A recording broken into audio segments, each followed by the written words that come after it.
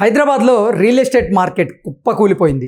ఏకంగా 47% మార్కెట్ పడిపోయినటువంటి నేపథ్యంలో హైదరాబాద్లో ఉన్నటువంటి కస్టమర్లు ఇక్కడ అసలు ఇల్లు కొనాలా వద్దా అనేటువంటి సందిగ్ధావస్థలో ఉన్నటువంటి నేపథ్యంలో ఈ అంశం మీద మనం పూర్తి స్థాయిలో విశ్లేషణ చేసుకుందాం. ప్రస్తుతం మనతో పాటు ఉన్నారు ప్రముఖ రియల్ ఎస్టేట్ ఎక్స్పర్ట్, ప్రముఖ రాజకీయ విశ్లేషకులు కృష్ణకుమారి గారు. మేడంతో మాట్లాడదాం. మేడం నమస్తే. మేడం నమస్తే. హైదరాబాద్లో రియల్ ఎస్టేట్ కుప్పకూలిపోయింది. 47% మార్కెట్ పడిపోయింది. ఈ నేపథ్యంలో చాలామంది కస్టమర్లు ఇప్పుడు అసలు ఇక్కడ ఇల్లు కొనాలా వద్దా అనేటువంటి సందిగ్ధావస్థలు అయితే ఉన్నారు. ఏంటి మేడం అసలు ఈ పరిస్థితికి కారణం ఏంటి? ఇప్పుడు తీసుకోవచ్చా ఇల్లు అంటే ఏం చెప్తారు? అంటే మన స్థానికమైన పరిస్థితులు, మేడం దేశీయంగా ఉన్న పరిస్థితులు, అంతర్జాతీయంగా ఉన్న పరిస్థితులు ఎప్పుడైనా సరే రియల్ ఎస్టేట్ మార్కెట్ని ప్రభావితం చేస్తాయి. మనమేమో అనుకుంటాము జనాల దగ్గర డబ్బులు లేవు అందుకే కొనట్లేదు అనుకుంటాం. జనాల దగ్గర డబ్బులు ఉండకపోవటానికి వాళ్ళ వ్యక్తిగత కారణాలు ఉంటాయి, అలాగే బిజినెస్ రీజన్స్ ఉంటాయి, అలాగే దేశంలో ప్రభుత్వంలో ఉన్న వాళ్ళు తీసుకునే నిర్ణయాలు, అలాగే అంతర్జాతీయంగా అధికారంలో ఉన్న నాయకులు తీసుకునే నిర్ణయాలు అన్నీ కలగాపులంగా అయ్యి మనకి చివరికి ఈ రియల్ ఎస్టేట్ పెరిగిందనో తగ్గిపోయిందను అనే ఒక మాట వస్తుంది తప్పితే దీనికి ఇదమిద్దంగా ఈ ఒక్కటే కారణం అనేది ఉండదు. అయితే ఏ విషయంలోనైనా సరే ప్రతి 7-8 సంవత్సరాలకి వాతావరణంలో మార్పులు వచ్చినట్లే రియల్ ఎస్టేట్లో కావచ్చు, ఫార్మాలో కావచ్చు, మిల్లర్స్ దాంట్లో కావచ్చు, ఏ రంగంలో అయినా మార్పులు వస్తాయి అంటారు. సినిమాల్లో కావచ్చు, ఒక కుదుపు వస్తుంది. ఓకే, ఈ కుదుపు వచ్చిన సమయానికి ఇంకా వేరే ఫ్యాక్టర్స్ కూడా కలిసినాయి అనుకోండి, అది ఇంకా ఎక్కువ కుదుపు అవుతుంది. ఇప్పుడు ఈరోజు మన హైదరాబాద్ గురించి, తెలంగాణ ప్రాంతం గురించి మనం చూసుకుంటే గనక స్థానికంగా ఉన్న పరిస్థితులు ఏంటి అని చూస్తే మేడం గత 10 సంవత్సరాల్లో అధికారంలో ఉన్న టీఆర్ఎస్ పార్టీ విపరీతంగా మార్కెట్ని పెంచింది. ఎగ్జాక్ట్లీ, ఇది కృత్రిమ పెంపు. కోకాపేట ఉదాహరణ కోకాపేట. ఈ వాళ్ళు ఏం చేస్తారు అంటే ఒక చోట ఆక్షన్ వేస్తారు. ఈ ఆక్షన్స్ కూడా చాలా పెద్ద జిమ్మిక్కులు. ఓకే, ఏం చేస్తారంటే పెద్ద కంపెనీలు ఒక 2-3 లేకపోతే కొంతమంది అనామకమైన వ్యక్తులు ఒక 4-5 సడన్గా వచ్చేసి వేలంపాటను పెంచుతారు. మేడం మనం ఏం చూస్తాము, మోకిలాలో గజం 1,00,000 రూపాయలు అయింది, 1,00,000 రూపాయలకి పాడారు. ఈ 1,00,000 రూపాయలకి పాడారు అన్న వాళ్ళు రిజిస్ట్రేషన్ చేసుకున్నారా లేదా అని మనం ఎప్పుడు వెరిఫై చేయం. అవును, వార్తల్లో కూడా చెప్పరు, పాడిందే చెబుతారు. కానీ ఇది ఈ ఆక్షన్స్ స్టార్ట్ అయినప్పటి నుంచి ఉంది ఈ జాడ్యం. కాకపోతే అది ఇప్పుడు ఎక్కువైపోయింది. ఆ పక్కనే రాజకీయ నాయకులకు ఆస్తులు ఉండటం, ఇక్కడ ఈ ఆక్షన్ అయ్యింది, ఈ రేట్ వచ్చింది అనగానే ఆ పక్క భూముల్ని రేట్లు పెంచుకోవటం, అమ్మేసుకొని వాళ్ళు సొమ్ము చేసుకుని మళ్ళీ వేరే ప్రాంతానికి వెళ్ళిపోతారు. కానీ అసలు నష్టపోయేది ఎవరు అంటే తెలుసో తెలియకో ఆ రాజకీయ నాయకుల ప్రాపర్టీలు కొన్నవాళ్ళు. ఇదే లేఅవుట్లో ఈ హై రేట్ పెట్టి ఆక్షన్లో కొనుక్కున్న లేఅవుట్లో మామూలుగా కొనుక్కున్న వ్యక్తిగతమైన వ్యక్తులు ఎవరైతే ఉంటారో వాళ్ళు నష్టపోతారు. ఓకే, అయితే ఒకప్పుడు ఎలా ఉండేదంటే ఈ గవర్నమెంట్ ఆక్షన్స్ చంద్రబాబు నాయుడు గారు స్టార్ట్ చేశారు ఒక రకంగా. 98, 99, 2000, 2001 ఆ ప్రాంతంలో విపరీతంగా ఆక్షన్స్ జరిగినాయి. ఓకే, ఆయన హుడా లేఅవుట్స్ పేరుతోటి అశ్విని అని, భరణి అని, కృతిక అని ఆ గవర్నమెంట్ ల్యాండ్స్ ఉన్న చోటల్లా వాటిని బాగా డెవలప్ చేసి రోడ్లు అన్నీ వేసేసి, రోడ్ల పక్కన చెట్లు, ఎలక్ట్రిసిటీ, డ్రైనేజ్ సిస్టమ్ అంతా చేసేసి అమ్ముతుంటే అప్పట్లో అమెరికాలో కానీ, దుబాయ్లో ఉన్నవాళ్ళు కానీ, లేదు వేరే ఇంకే కంట్రీలో ఉన్నవాళ్ళు కానీ, యూకేలో ఉన్నవాళ్ళు కానీ అక్కడ ప్రాపర్టీస్ కొనుక్కునేవాళ్ళు కాదు ఎక్కువ. ఓకే, అలాంటి వాళ్ళు ఇక్కడ ఎన్ఆర్ఐస్ కొనేవాళ్ళు. ఈ ఎన్ఆర్ఐస్ కొనటంతో ఎన్ఆర్ఐస్కి ఏంటంటే లోకల్ మార్కెట్ మీద పెద్ద పట్టు ఉండదు. వాళ్ళు ఒక ఇంపల్సివ్ మూడ్లో కొనేస్తారు ఎన్ఆర్ఐస్, ఎందుకంటే వాళ్ళకి వైటే ఉంటుంది. ఓకే. ఇప్పుడు ఇక్కడ ఈ దీంట్లో మనం ఆప్షన్లో తీసుకునేటప్పుడు వైటే కట్టాలి ఖచ్చితంగా. లోకల్ పీపుల్ దగ్గర వైట్ ఉండేది కాదు అప్పట్లో. ఈ మధ్య అంతా వైట్ అని మాట్లాడుతున్నారు, కానీ ఇదివరకు వైట్ మార్కెట్కి బ్లాక్ మార్కెట్కి చాలా డిఫరెన్స్ ఉండేది. అయితే వాళ్ళు కొనేవాళ్ళు. అందువల్ల ఏంటంటే ఆ చుట్టుపక్కల రేటుకి ఎలివేషన్ వచ్చేసేది. ఇలా ఒక జిమ్మిక్ నడుస్తూ ఉండేది. ఈ జిమ్మిక్కులు ఒకసారి అర్థం కాదు ఎవరికైనా, 2 సార్లు అర్థం కాదు, 3 సార్లు అర్థం కాదు. ఇప్పటికి ఈ హుడా ఆక్షన్స్ ఇవన్నీ మొదలయ్యి 25 సంవత్సరాలు అయింది లెక్క ప్రకారం. ఒక 10-12 ఏళ్లకే హుడా ఆక్షన్స్ బండారం బయటపడిపోయింది. ఎప్పుడైతే తెలంగాణ మూమెంట్ స్టార్ట్ అయిందో తెలంగాణలో, అప్పటి నుంచినే ఆక్షన్స్కి కాస్త తగ్గింది, జోరు తగ్గింది. వన్స్ తెలంగాణ వచ్చిన తర్వాత మళ్ళీ కేసీఆర్ మొదలెట్టాడు ఆక్షన్స్ చేయటం. ఆక్షన్స్లో ఆ పక్కన వాళ్ళ తాలూకా వాళ్ళని ఎవరినో ఒకళ్ళని పెట్టడము, వాళ్ళు హై రేటుకి పాడటము, ఆ బండారం బద్దలవటము అన్నీ జరిగిపోయినాయి. అవి కూడా చాలా రోజులు జనాలు గమనించాల, అర్థం కాల. ఇంకా సంవత్సరం గడిచిన కొద్దీ ఇది కూడా బయటకు వచ్చేసేసి వీళ్ళు ఒక ఆర్టిఫిషియల్ మార్కెట్ని సృష్టించేశారు. ధరల్ని అక్కడ 2 లక్షలు అనడం, ఇక్కడ 3 లక్షలు అనడం, ఇక్కడ 1,00,000 అనడం, తొండల గుడ్లు పెట్టే దగ్గర లేఅవుట్లు వేసేసి అంత రేటు ఇంత రేటు అనటం. ఈ ఒక లేఅవుట్ వచ్చిన దగ్గర పక్కన పొలం ఏదన్నా ఉందనుకోండి, ఆ పొలం వాళ్ళు కూడా అంతేగా లెక్కలు వేసుకోవటము. ఎవరైనా ఒక ఇంపల్సివ్ బయ్యర్స్ ఉంటారు ఎప్పుడు మార్కెట్లో, వాళ్ళ దగ్గర డబ్బులు ఉంటాయి. ఎవరెవరు అంటే వాళ్ళు రాజకీయ నాయకులు ఒకళ్ళు, ఫార్మా ఇండస్ట్రీ వాళ్ళు ఒకళ్ళు, సినిమా ఇండస్ట్రీ వాళ్ళు ఒకళ్ళు. వీళ్ళ దగ్గర డబ్బులు ఎక్కువ ఉంటాయి. రియల్ ఎస్టేట్ వాళ్ళు వీళ్ళు ఏం చేస్తారంటే అసలు వీళ్ళకి వెనక ముందు పై అంక పక్క అంక చూడటం అలవాటు ఉండదు. డబ్బులు ఉన్నాయి, కొనేస్తారు. ఇలా కొనేసి కొన్నదానికంటే తక్కువ కమ్మిన వాళ్ళని నేను చాలా మందిని చూసా. ఎవరో దాకెందుకు, నేను కూడా అమ్మే ఒకసారి అట్లా కొన్న రేటు కంటే తక్కువ రేటుకి అమ్మాల్సి వచ్చింది. మనం ఏదో అనుకుంటాము, సడన్గా ఇలాంటి డిప్పు బుడగ పేలిపోద్దని ఎవరు అనుకోము. కరెక్ట్గా బుడగ పేలే ముందే మనం కొన్నాం అనుకోండి, పేలింది బుడగ, దాన్ని హోల్డ్ చేయలేము, చూసి తక్కువకు అమ్మలేము, అమ్మాల్సిన పరిస్థితి వస్తుంది. అలాంటి పరిస్థితి ఇవాళ ఉంది. ఇదంతా ఇవాళ ఈ పరిస్థితి రావటానికి స్థానికంగా ఈ 10 సంవత్సరాలుగా కేసీఆర్ పరిపాలన ఒక కారణం. పైగా ఇంకోటి ఏం జరిగిందంటే 111 ఎత్తేస్తాను అన్నప్పుడు ఆ 111 ఎత్తేస్తాడుగా మనసు అనుకొని 111లో చాలా ఎక్కువ రేట్లు పెట్టి కొన్నారు. వాళ్ళు ఇప్పుడు అమ్మలేరు, అసలు 111లోది ఎవరో కొనట్లేదు, చాలా తక్కువ అమ్ముతానన్నా కొనట్లేదు.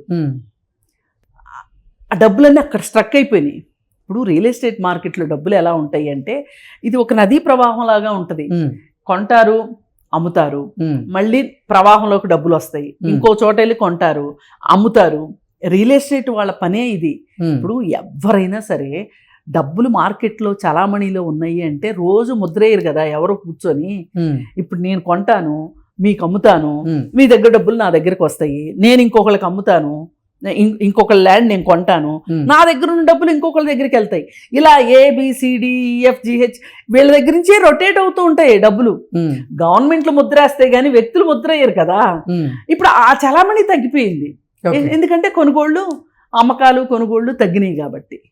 అసలు మరి ఈ అమ్మకాలు కొనుగోళ్లు ఎలా తగ్గినాయి, ఎలా పెరిగినాయి అని అనుకోవటానికి ఎవరెవరో నైట్ ఫ్రాంక్ లాంటి వాళ్ళు చెప్పారనో లేకపోతే ఇంకోటో కాదండి. మనము రిజిస్ట్రేషన్ ఆదాయం పెరుగుతూ వెళ్తుంది అంటే కొనుగోళ్లు అమ్మకాలు జరుగుతున్నాయని లెక్క. ఇప్పుడు నేను కొన్నాక రిజిస్ట్రేషన్ చేయించుకోక తప్పదుగా. నేను రిజిస్ట్రేషన్ చేయించుకుంటా, రిజిస్ట్రేషన్ చేయించుకున్నాక నేను మళ్ళీ అమ్ముతా. నా దగ్గర కొనుక్కున్న వాళ్ళు రిజిస్ట్రేషన్ చేయించుకోవాల్సిందేగా. అంటే ఈ రిజిస్ట్రేషన్స్, నంబర్ ఆఫ్ రిజిస్ట్రేషన్ పైన వచ్చిన ప్రభుత్వానికి వచ్చిన ఆదాయం అనేది ట్రాన్స్పరెంట్. ఏ రోజు చూసినా తెలిసిపోద్ది. నా దగ్గర ఎన్ని డబ్బులు ఉన్నాయో ఎవరు చెప్పలేరు. కానీ Telangana registrations and stamps and registration department దగ్గరికి లెక్క సాయంత్రానికల్లా వెళ్ళిపోతుంది లెక్క. ఈరోజు కొనుగోళ్ళు అమ్మకాలు జరిగినాయి, ఇన్ని రిజిస్ట్రేషన్స్ జరిగినాయి, దీని తాలూకు ఇన్ని డబ్బులు చలానాల రూపంలో ప్రభుత్వానికి వచ్చినాయి అనేది తెలిసిపోతుంది. దాన్ని బట్టే మార్కెట్ ఎలా ఉంది, అప్ ట్రెండ్లో ఉందా డౌన్ ట్రెండ్లో ఉందా అనేది తెలిసిపోతుంది. ఇది చూసుకుంటుంటారు కొంతమంది, ఇది చూసుకుని కూడా కొంటూ ఉంటారు. అమ్మాలనుకునే వాళ్ళు అమ్మరు కొంతమంది. ఇప్పుడు ఇది 24 క్యారెట్లు బంగారం లాంటి బిజినెస్ కాదు, ఇది బులియన్ మార్కెట్ లాంటి బిజినెస్ కాదు ఇది. ఓకే, నా అవసరము మీ ఇష్టాన్ని బట్టి రియల్ ఎస్టేట్ మార్కెట్ నడుస్తుంది. మీ కొనాలని ఖచ్చితంగా ఉంటే మీ పర్సు పర్మిట్ చేస్తే మీరు నేను ఎంత రేటు పెట్టినా కొంటారు. కానీ నేను ఏమైనా సరే అమ్మేయాలి, నాకు చాలా డబ్బులు అవసరం ఉంది అంటే కూడా మీకు నచ్చకపోతే మీరు కొనరు. ఎగ్జాక్ట్లీ. ఇది ఒక షర్ట్ కాదు, ఒక నగ కాదు. ఇవాళ ఒక ప్రాపర్టీ అంటే మినిమం ₹1,00,00,000 అయిపోయింది. ఒక అపార్ట్మెంట్ అయినా ₹1,00,00,000 అయిపోయింది, ఒక స్థలం అయినా మినిమం ₹1,00,00,000 అయిపోయింది. ₹1,00,00,000కి అసలు స్థలాలు దొరకట్లేదు ఎక్కడ. కనీసం 2 కోట్లు పెడితే గానీ ఒక స్థలం ఎక్కడి నుంచి కొంటారండి? 2 కోట్లు పెట్టి స్థలాలు ఎక్కడి నుంచి వస్తాయి డబ్బులు? ముందే అనుకున్నాం మనం ప్రింట్ వేయలేదు అని. మనం ఇంకెక్కడన్నా ఎప్పుడో పాతకాలం రోజుల్లో తక్కువ రేటుకు కొన్న భూమి ఇప్పుడు రేట్ ఎక్కువ వస్తే అది అమ్మితే ఇది కాల ప్రవాహంలో వచ్చే మార్పు, మీరు నేను తీసుకొచ్చిన మార్పు కాదు ఇది. ఇప్పుడు ఎప్పుడో మా తాత గజం ₹50 కొన్నారు అనుకుందాం. అసలు జూబ్లీ హిల్స్ లేఅవుట్ రేట్ ఎంతో మీకు తెలుసా? ఫస్ట్ పెట్టినప్పుడు ₹2 గజం. ఎవరన్నా ఊహిస్తారా? ఆ ₹2 గజానికి కొన్న ఒక తాత మనవడికి గిఫ్ట్గా ఒక ప్లాట్ ఇచ్చాడు అనుకోండి, అమ్మితే ఇప్పుడు 12-13 కోట్లు వస్తున్నాయి. ఈ 12-13 కోట్లు ఏం చేస్తాడు? అరే భూమి మీద ఇంత లాభం వచ్చింది మా తాత కొంటే, నేను మళ్ళీ మా మనవడికి దీన్ని 100 కోట్లు చెయ్యాలి అని ఈ మనవడు ఆలోచించాడు అనుకోండి. ఇప్పుడు తినేసి తాగేసి బెంచ్ కారు కొనేసేసి అవజేసే వాళ్ళ సంగతి, క్యాసినో వాళ్ళు అవజేసే వాళ్ళ సంగతి నేను మాట్లాడట్లా. మళ్ళీ ఫ్యూచర్ని ఆలోచించే వాళ్ళ గురించి మాట్లాడుతున్నా. ఈ పెద్ద మనిషి ఏం చేస్తాడు, ఈ మనవడు ఏం చేస్తాడు?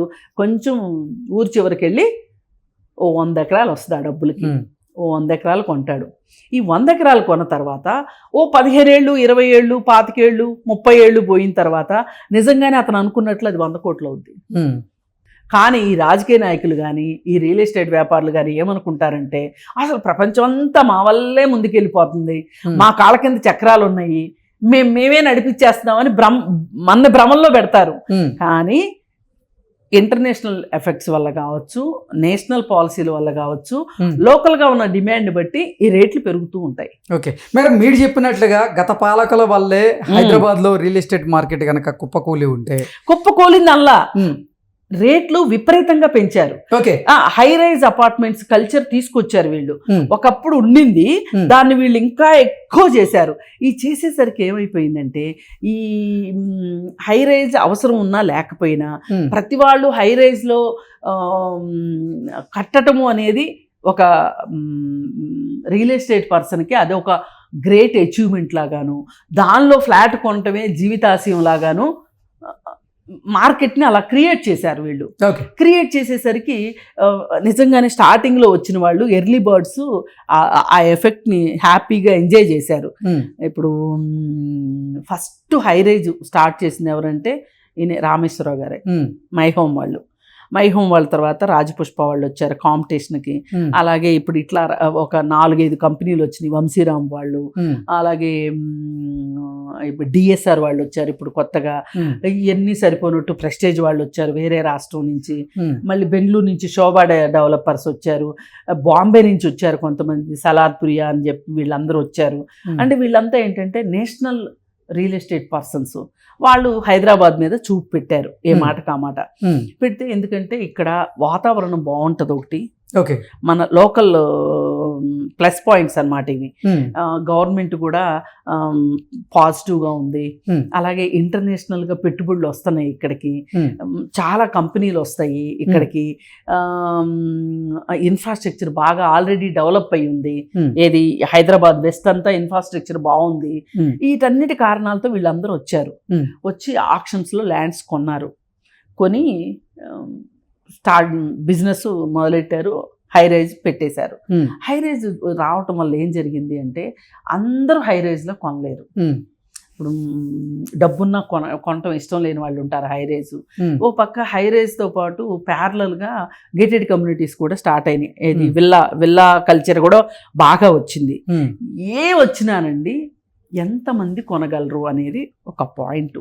ఇవాళ చాలా మంది మొదలెట్టేశారు హై రైజ్. అవి కొన్ని కంప్లీట్ అవ్వకుండా ఆగిపోయినాయి. కొన్ని కంప్లీట్ అయినా ఎవరో ఒక పేరెన్నికి కన్నా ఒక 4-5 కంపెనీలు వాళ్ళ దగ్గర కొంటున్నారు తప్పితే ఈ హై రైజ్ ఇది అందరి దగ్గర కొనట్లా. ఇంకొకటి ఏంటి అంటే అసలు మామూలుగా ఇంటర్నేషనల్ ఎఫెక్ట్ ఏంటి అని చూసుకుంటే కనుక ఇప్పుడు ఇదంతా మన లోకల్ మన దేశం గురించి మనం మాట్లాడుకున్నాం. ఇంటర్నేషనల్ ఎఫెక్ట్ ఏంటి అంటే ఇవాళ ట్రంప్ ఎఫెక్ట్. ఈ ట్రంప్ ఎఫెక్ట్ ఎలా ఉంది అంటే పైగా వరుసగా 4 సంవత్సరాల నుంచి మనం ఏదో ఒక దేశంలో ఎలక్షన్ చూస్తున్నాం. యూకే ఎలక్షను, అలాగే కెనడా ఎలక్షను, మళ్ళీ ఇప్పుడు అమెరికా ఎలక్షను, మన దేశంలో ఎలక్షను. ఈ ఎలక్షన్లు అవటంతో నేను ప్రతి 8 సంవత్సరాలకి ఒక కరెక్షన్ జరుగుతుందని చెప్పాను కదా, 8 నుంచి 10 సంవత్సరాల మధ్యలో. ఈ కరెక్షన్ ఏంటి అంటే ఈ ఎలక్షన్స్ కొత్త వాళ్ళు వచ్చి కుదురుకుని వాళ్ళ బిజినెస్ పాలసీలు తయారు చేసి వాటి వల్ల వాళ్ళకి బిజినెస్లు రావటం వల్ల సంపదలు వచ్చి ఆ డబ్బులు రియల్ ఎస్టేట్లోకి వచ్చి ఇదంతా అవ్వడానికి కొంచెం టైం పడుతుంది అన్నమాట. ఈ టైం పట్టే టైమే మనకి కరెక్షన్స్. ఇప్పుడు మనం ఆ దశలో ఉన్నాం, కరెక్షన్ టైంలో ఉన్నాం. లోకల్ గాను అదే పరిస్థితి, ఇంటర్నేషనల్ గాను అదే పరిస్థితి, నేషనల్ గాను అదే పరిస్థితి. ఎలక్షన్ ఇయర్లో అంటే ఫోర్త్ ఇయర్ నుంచి స్టార్ట్ అవుతుంది election year. Fourth year mid 4th year నుంచి 5th ఇయర్ మొత్తం అసలు డబ్బులన్నీ రాజకీయ నాయకుల దగ్గరికి వెళ్ళిపోతాయి. వాళ్ళు ఎలక్షన్స్లో ఖర్చు పెట్టుకోవాలి కదా. మళ్ళీ కొత్త రాజకీయ నాయకులు వచ్చి వాళ్ళు మళ్ళీ ఆ డబ్బులన్నిటినీ వెనక్కి తీసుకుని మళ్ళీ మార్కెట్లోకి డబ్బు జనరేట్ అయ్యేసరికి మామూలుగా అయితే ఒక 6 నెలల నుంచి 8 నెలల టైం పడుతుంది. కానీ ఈసారి దురదృష్టవశాత్తు ఇక్కడ మనకి పెరిగిన మార్కెట్, ఆర్టిఫిషియల్గా పెరిగిన మార్కెట్ వల్ల కరెక్ట్గా అదే టైంలో అమెరికా ఎలక్షన్స్, వీటన్నిటి కారణంగా తెలంగాణ రియల్ ఎస్టేట్ మార్కెట్ ఈ విధంగా ఉంది. కానీ అన్ని చోట్ల అలా లేదు. ఈ హై రైజ్ అపార్ట్మెంట్స్ దగ్గర ఇప్పుడు ఎవరైనా సరే రియల్ ఎస్టేట్ మార్కెట్లో ఏం చెయ్యాలి అని అనుకుంటే గనక లోన్తోని కొనాలి అనుకుంటే సెకండ్ హ్యాండ్ అపార్ట్మెంట్ కొనుక్కోవచ్చు. లేదు మన దగ్గర లిక్విడ్ క్యాష్ ఉంది అనుకుంటే గనక ఒక 10 కిలోమీటర్లు, 15 కిలోమీటర్లు, 20 కిలోమీటర్లు అని చెప్పేవాళ్ళం మొన్నటి వరకు మేము. ఇప్పుడు 10, 20, 30 కాదు, 60, 70 కిలోమీటర్లు అయినా వెళ్ళండి. ఎక్కడైనా వ్యవసాయ భూమి ఉంటే, ప్రాబ్లం లేని వ్యవసాయ భూమి, ఆ రైతుకు ఒక దండేసి అమ్మేవాడు ఉంటే కొనుక్కోండి.